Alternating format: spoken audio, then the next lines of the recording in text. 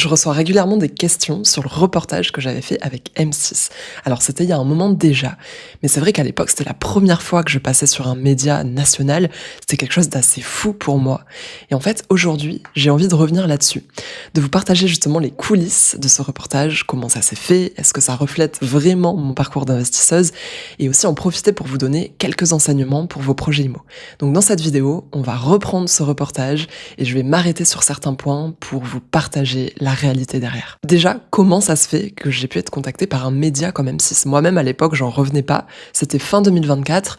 Je commençais déjà à accélérer dans mon parcours IMO, mais j'en étais pas où j'en suis aujourd'hui. En fait, ce qui s'est passé, c'est que j'ai été contactée directement via mon compte Instagram par un journaliste indépendant. Au début, je pensais même que c'était une arnaque. Et d'ailleurs, je me souviens, pour l'anecdote, ma mère m'avait dit, franchement, fais très attention, ça sent l'arnaque.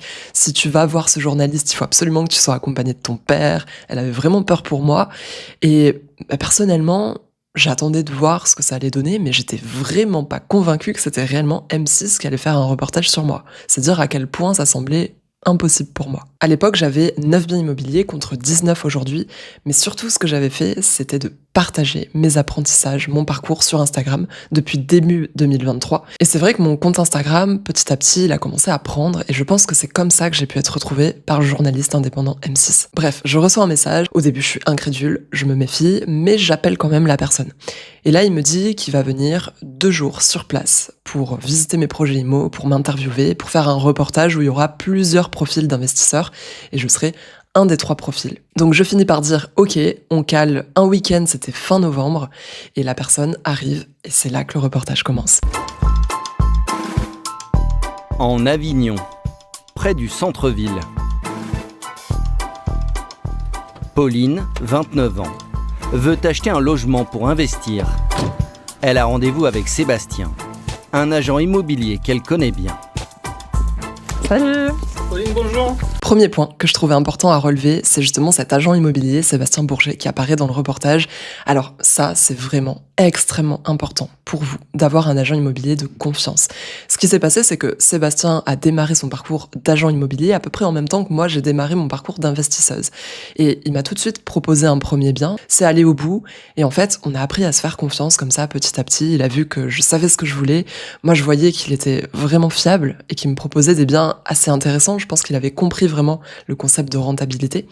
Et on s'est suivi comme ça au fil des années, et au final, c'est lui qui m'a présenté la majorité des biens que j'ai achetés. Ce qui était vraiment génial, c'est qu'il me présentait ces biens en off-market, c'est-à-dire qu'avant de les commercialiser au grand public, il m'appelait en priorité, parce qu'en fait, on avait ce genre de partenariat où il savait qu'avec moi, si je m'engageais sur un projet, ça avait de grandes chances d'aller jusqu'au bout, donc on a travaillé comme ça ensemble. Et si toi, dans ton secteur, tu peux arriver à développer des liens comme ça avec des agents immobiliers, s'ils voient que t'es sérieux et que eux, ils comprennent bien la logique d'investissement immobilier, franchement, ça vaut de l'or, parce que tu vas avoir accès à des affaires qui souvent ne sont pas commercialisées. Donc le premier enseignement pour toi, c'est d'arriver à développer dans ton secteur un réseau d'agents immobiliers fiables. Sébastien lui a trouvé la perle rare, une grande maison, idéale pour la location. Donc là, c'est divisé en 4 logements, c'est ça ? Exactement. Tu vas retrouver 2 studios au rez-de-chaussée et 2 T2 à l'étage. Donc tu verras, il y a quelques travaux de réno qu'on va estimer. Je pense que tu as l'habitude maintenant également. Maintenant, il te reste à visiter. Ça marche, bon, on va voir ça du coup. Allez.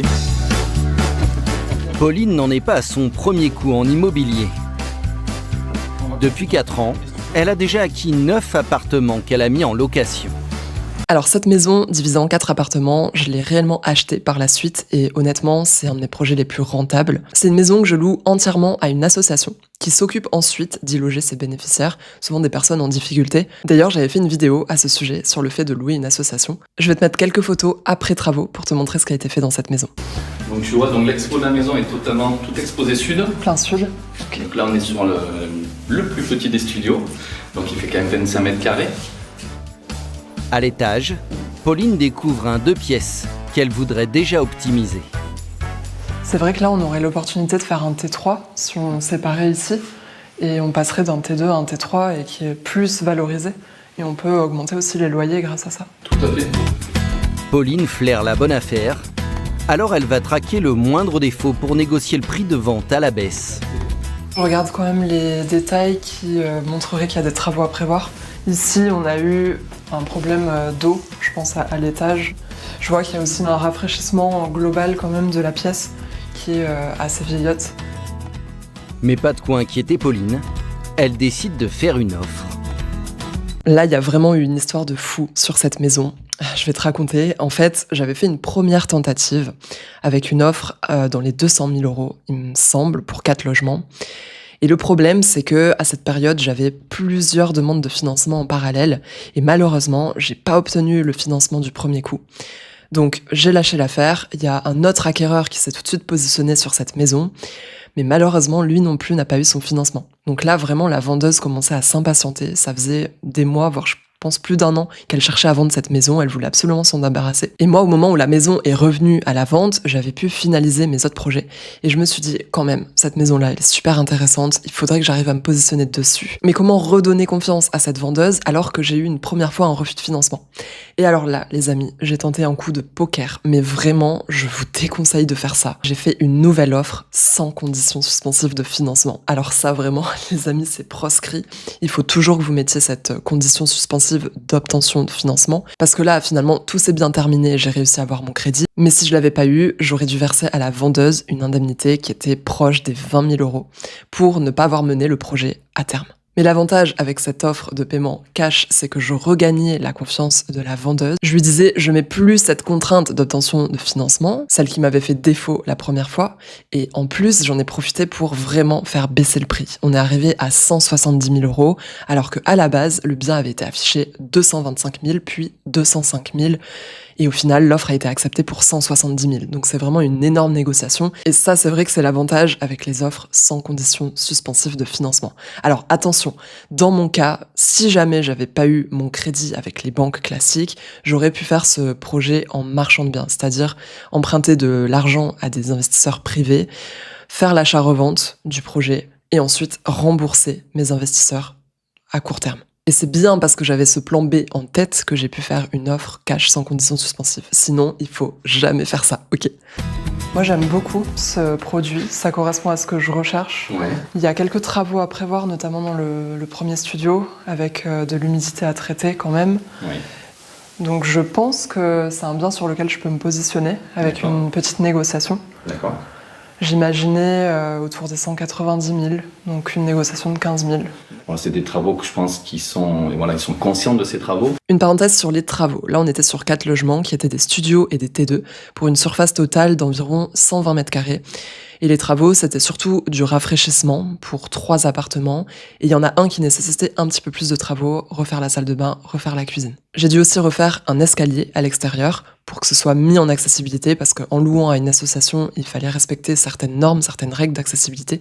Donc j'ai mis un escalier bétonné. En tout, j'en ai eu pour 25 000 € de travaux, ce qui est vraiment pas cher. Et ça, c'est grâce à un artisan que j'ai connu au bouche à oreille. Une amie investisseuse m'avait conseillé cet artisan et c'est vrai que pour tout ce qui est travaux de rafraîchissement ou remplacement de salle de bain, de cuisine, il est ultra compétitif et efficace. Ça aussi, c'est quelque chose que je vous recommande de travailler, c'est votre réseau d'artisans. N'hésitez pas à demander autour de vous, sur des investisseurs, sur des proches, à qui ils ont fait appel, est-ce que ça s'est bien passé, et créez-vous vraiment un répertoire d'artisans de confiance que vous allez pouvoir appeler pour vos futurs projets. En immobilier, il faut être réactif parce qu'il y a beaucoup d'acquéreurs qui recherchent ce type de bien.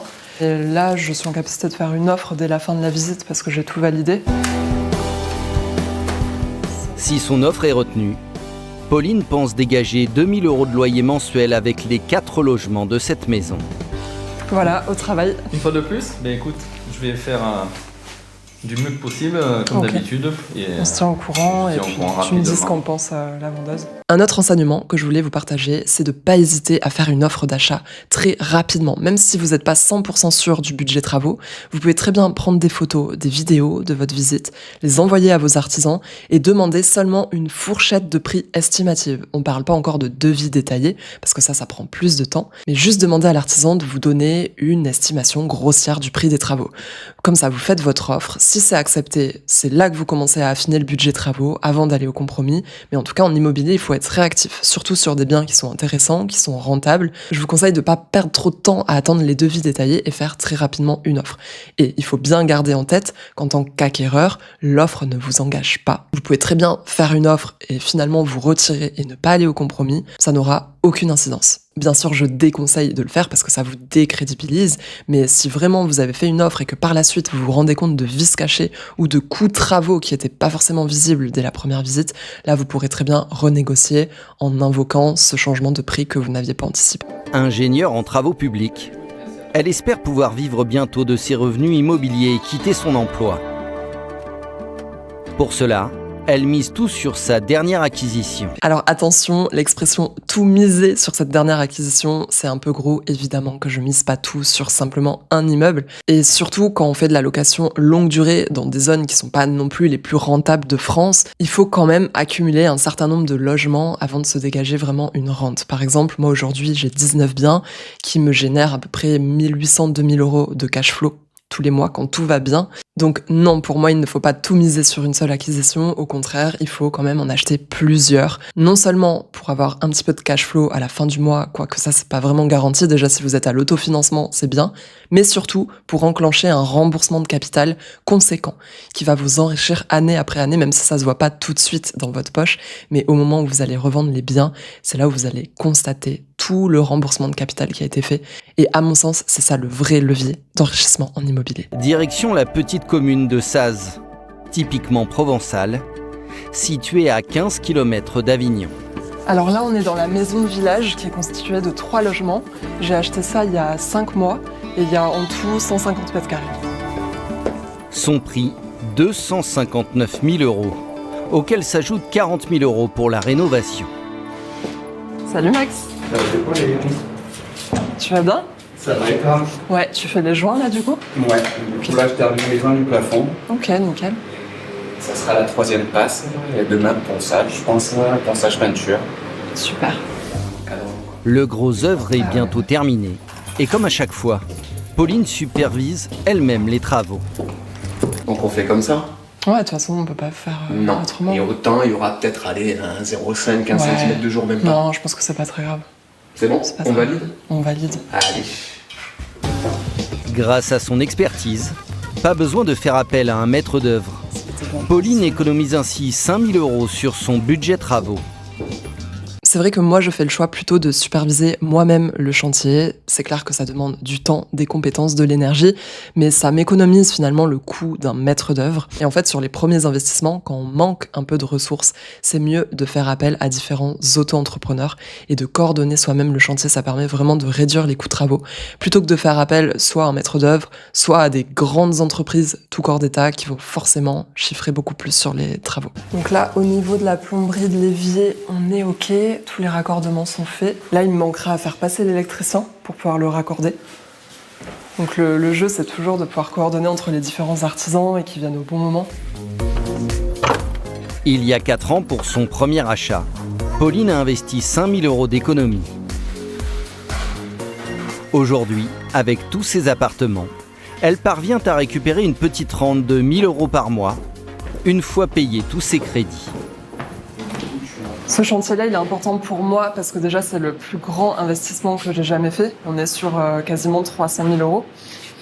Et les loyers totaux, ce sera 2 000 euros par mois.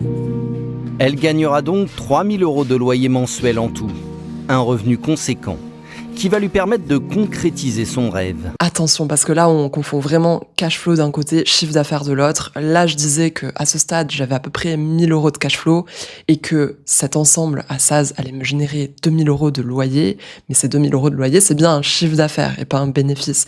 Une fois que j'ai payé mon crédit, mes charges, etc., il va rester peut-être 200, 300 euros de cash flow. Donc là, après cette acquisition-là, j'en serai à 1 200, 1 300 euros de cash flow. Je vais quitter quand même un CDI à 2 400 euros stable. C'est sûr que ça fait peur. On se demande si on va réussir à tenir sur le long terme. Pour se lancer, Pauline doit donc commencer cette location au plus vite. Et pour augmenter ses revenus, elle a plus d'une corde à son arc.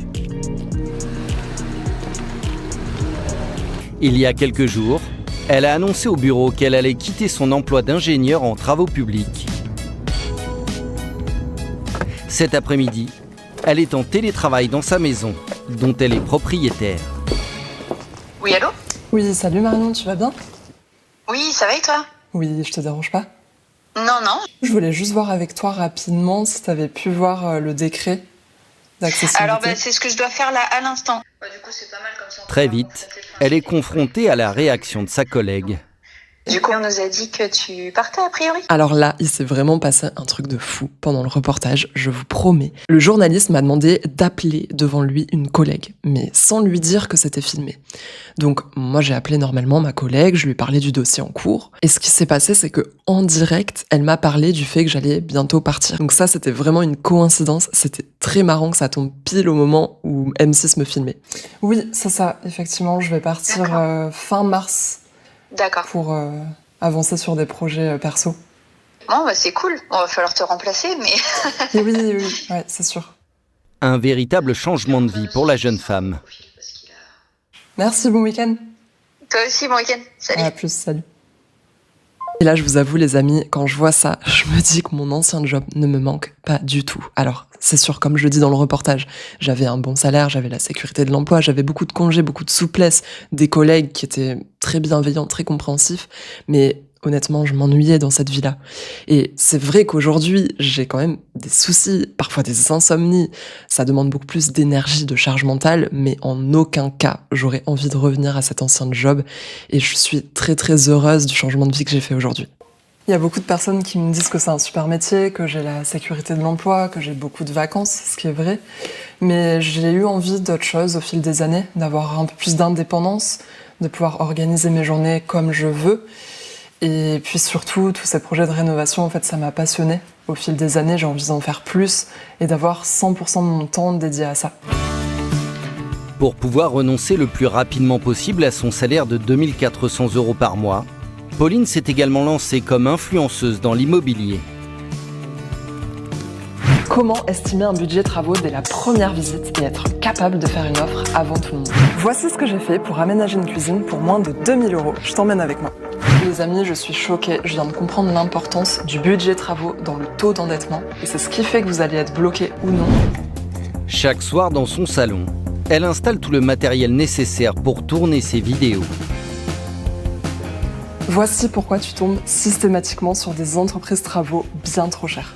Parce que tu les recherches là où tout le monde va. Travaux de rénovation, conseils pour investir, elle partage ses astuces sur les réseaux sociaux depuis 4 ans. Une activité parallèle qui lui rapporte 1 200 € par mois. Là, quand on parle de ces 1 200 € par mois fournis par les réseaux sociaux, c'est en aucun cas les plateformes qui me payent, Instagram, YouTube. Non, c'est parce qu'en fait, à l'époque, je faisais de l'affiliation. C'est-à-dire que je recommandais à mon audience des produits, des programmes, des formations que j'avais moi-même testées et approuvées. Et à chaque fois que j'amenais un client à ces différentes entreprises, je touchais une commission, une partie du chiffre d'affaires de vente. Aujourd'hui, j'ai diminué ce business d'affiliation puisque j'ai créé mon propre programme où j'accompagne personnellement des personnes à investir en IMO, à atteindre leurs objectifs, à suivre la même voie que moi. Ça s'appelle l'école IMO Durable et pour ceux qui veulent avoir plus de renseignements à ce sujet, je vous mets le lien en description et dans le commentaire épinglé pour avoir toutes les infos sur cet accompagnement que je propose qui est vraiment quelque chose de très personnalisé et ça permet à ceux qui veulent avancer dans l'investissement locatif d'être vraiment guidés par quelqu'un qui a l'expérience, qui a acheté 19 biens en 3 ans. Ça leur permet d'avoir ma validation, mes conseils à chaque étape pour leur éviter des erreurs, leur faire gagner du temps, de l'argent. C'est 2 ou 3 heures par jour, tout cumulé. Le fait de faire les scripts, de tourner, de publier, de répondre à tous les messages aussi sur les réseaux. Mais ça en vaut la peine selon moi. Car pour elle, ce complément de revenus est essentiel. Mais pour réussir à vivre sans compter, Pauline mise sur la location du dernier bien immobilier qu'elle vient d'acquérir.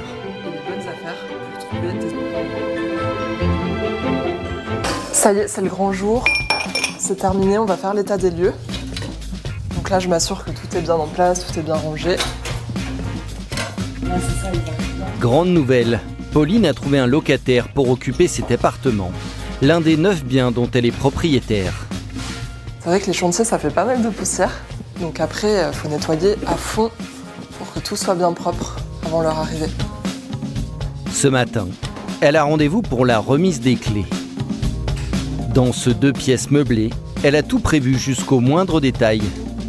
Une prestation haut de gamme. Là, c'est comme à l'hôtel, il y a tout qui est fourni, les draps, la couette, la housse de couette, les oreillers.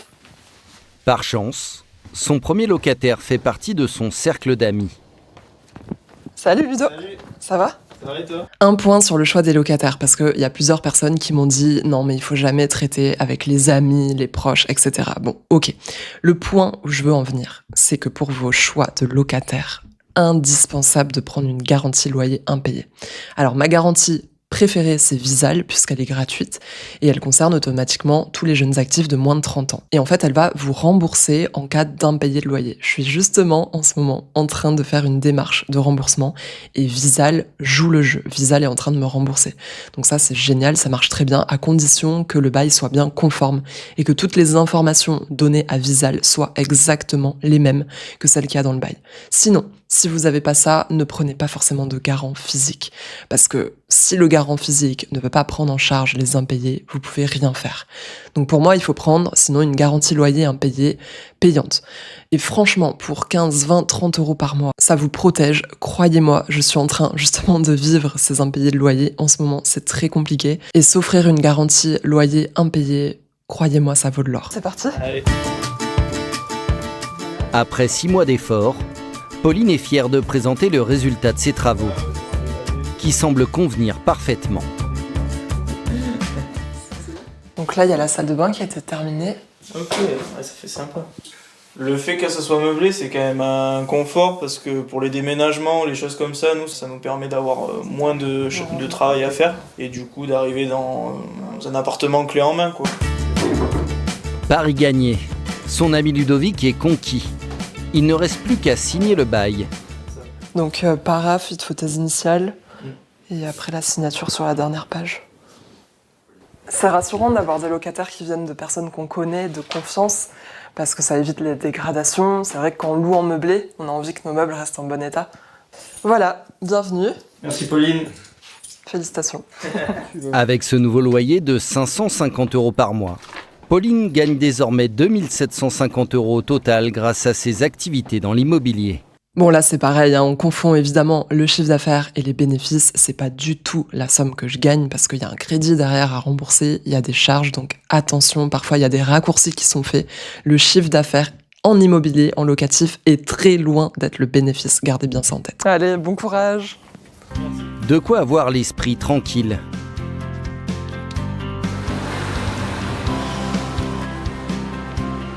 « 48 heures plus tard, à l'aéroport d'Orly.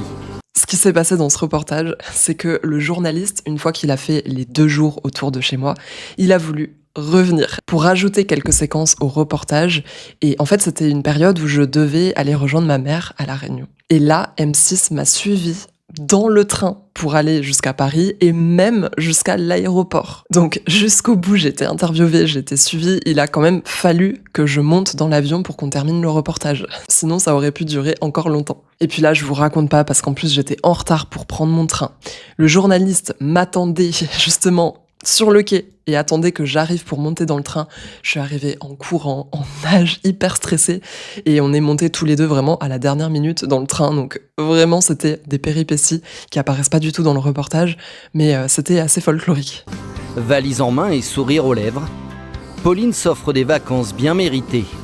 Une parenthèse qui va lui permettre de faire le point sur sa vie. Ces derniers mois, c'est vrai que j'ai eu peu de temps pour moi. Je suis célibataire, j'ai pas de famille. Mais je pense que d'ici 1 an ou 2, j'aurai beaucoup plus de temps pour penser à moi, pour voyager un peu plus, pour passer plus de temps en famille. Pourquoi pas réfléchir à ma vie perso, à construire un couple, une famille. Bon, alors là, on a dû parler de ça. Il faut savoir quand même que c'est M6 qui a insisté. Parce que ça paraissait apparemment trop inhabituel qu'une femme seule puisse réaliser tous ces investissements sans évoquer le sujet famille, couple, enfant. Je vous avoue que ça peut avoir tendance à m'énerver parce que même en 2026, on trouve que c'est une anomalie, une femme seule qui investit. Bon, c'est dommage parce qu'on est tout à fait capable de le faire sans avoir derrière la tête une idée de couple, de famille. Mais bon, pour le reportage, apparemment, c'était plus rassurant de dire que j'avais une perspective de couple. Un peu comme si le schéma familial classique était un gage d'épanouissement plus que le fait de pouvoir investir seule en tant que femme. Je voulais juste relever ce point pour dire que tout le monde n'est pas forcément dans ce schéma. Pauline est d'autant plus confiante qu'elle vient de recevoir une information capitale pour son avenir de rentière. J'ai eu une super nouvelle, j'ai eu le financement, donc je vais pouvoir aller sur ce projet. Là aussi, coïncidence très amusante, c'est que vraiment, pendant qu'on faisait le reportage, j'ai eu un appel de la banque qui m'a confirmé un financement.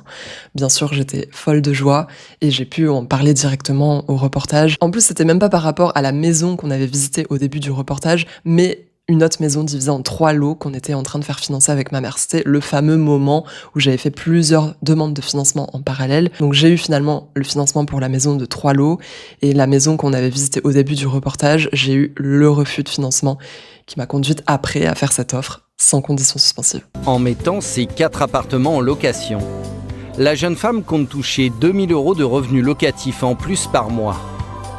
À l'aube de ses 30 ans, Pauline est sur le point de réaliser son rêve, devenir rentière.